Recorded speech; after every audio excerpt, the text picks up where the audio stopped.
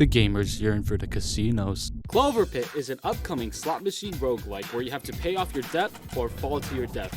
Developed by Panik Arcade, developers of the debut title, Yellow Taxi Goes Vroom. In a year where I played a lot of games released that year, this two-man team's previous game was my favorite game of 2024. So I have been waiting with bated breath for what they could make next. Fortunately enough, what Panik Arcade made next would blow up in their face. 100,000 wishlists on Steam within a week, 10,000 likes off their demo trailer on Twitter. This demo blew up way more than I expected. Why is that? Well, I feel like part of the reason is that the two main inspirations Panik Arcade took from were Balatro and Buckshot Roulette, two gambling-themed roguelikes that hit it big in the past 2 years.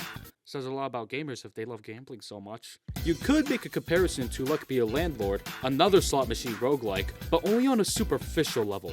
The main developer of this game, Mateo Godwolf, played only a tiny bit of it either before or when developing CloverPit. Both are similar in that you have to pay a certain amount of money before you reach the deadline with a limited number of spins, but CloverPit plays very differently compared to Luck Be a Landlord. For one thing, the dynamics are very different between both games. CloverPit is based on actual slot machines, while Luck Be a Landlord is based on what symbols effects are and trying to get them to interact with each other. Here's how a run goes.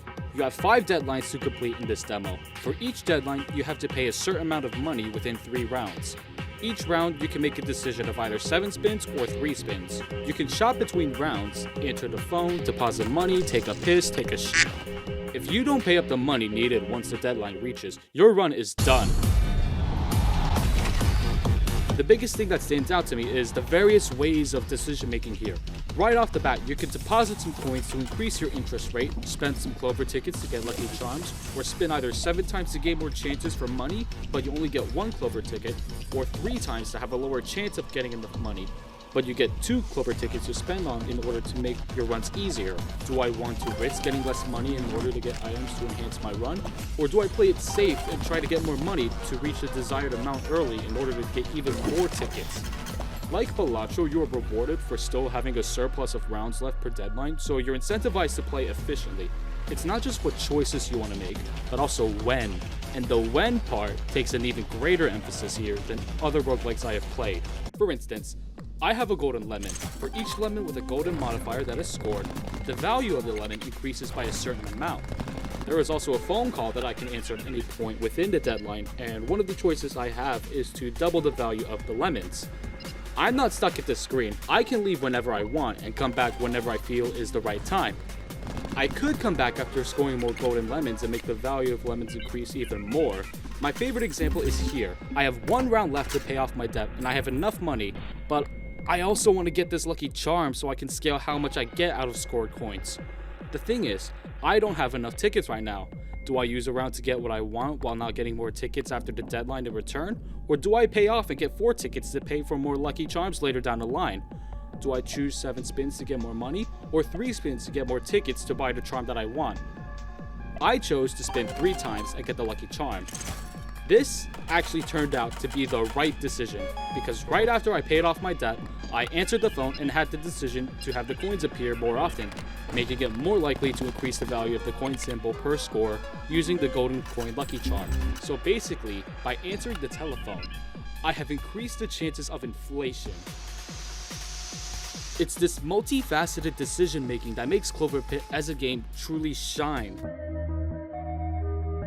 This game sounds so nuanced and all, but what if I told you that the devs made another game based on Buckshot Roulette's aesthetic? In between Yellow Taxi Goes Vroom and CloverPit, Panik Arcade created a small game for the GMTK Game Jam 2024 called Gutgrunding Machines. It's a robot auto battler. You can't do much, just 2 upgrades per your robot and just set it out to fight, but it was made in 2 days and it's not as complete as Panik Arcade wanted it to be within such a small time limit. This was released before CloverPit was announced, and you could see how the visuals were carried over to CloverPit, either that or vice versa. How, when you hover your mouse over an interactable object, there is a yellow outline, how the camera quickly pans over to something when it's clicked on. Gutgrunding Machines is like the seed to the tree that is CloverPit. There is a link going down below in the description if you want to give it a look. And with that, it's back to CloverPit. The biggest thing that will deter people away from this game though is RNG. You see, CloverPit is a roguelike, so your runs are determined by whether the randomized drops you will get will be in your favor or not. Whether it be that the lucky charms you buy or the passive upgrades from the phone are not effective enough for how you want to play.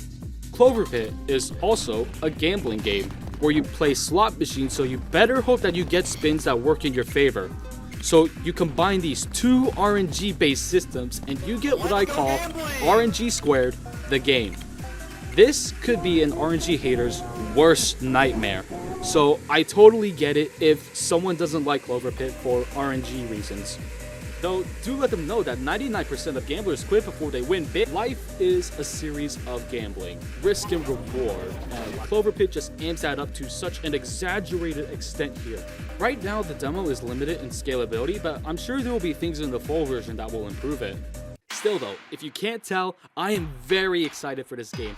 Panik Arcade knows what they're doing, and like their previous game, CloverPit's demo proves to me that they know game design. They know how to make the player keep making unique decisions. They know how to make a unique game like a 3D platformer where tank controls work, or a slot machine roguelike. It's not going to be for everyone, no game is. It is a roguelike after all. To me though, what I love about some of my absolute favorites of the roguelike subgenre still applies to CloverPit. It will be released on September 26th, so by the time of this upload, it will be out tomorrow. CloverPit will be $10 at its standard price, but it will launch at a discount.